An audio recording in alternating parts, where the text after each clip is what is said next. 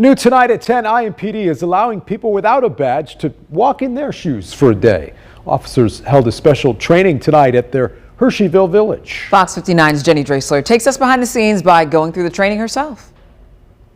It's my touch without consent, which could be this. More than 15 people took part in IMPD's scenario-based training Thursday night. The night started in the classroom and centered around use of force and police shootings. Participants got the chance to learn the ins and outs of the law, including how and when officers use force, ranging from verbal commands all the way to using a taser or deadly force, a gun.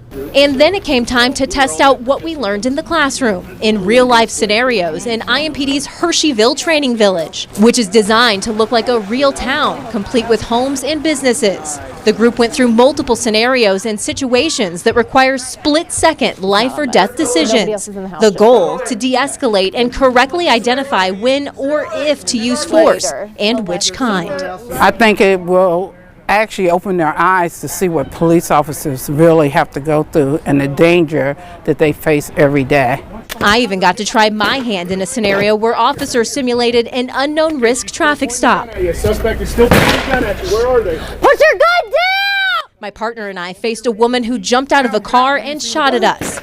We successfully de-escalated the situation using what we learned in class. From that scenario, I learned that police officers sometimes they don't have the opportunity to think. Things happen so quick, and they have to go like at a quick judgment, and in order for them to go home at night. IMPD Chief Chris Bailey says it's trainings like this. We're approaching you. Stay. And allowing the public a behind-the-scenes look at policing that's crucial to keeping their work transparent.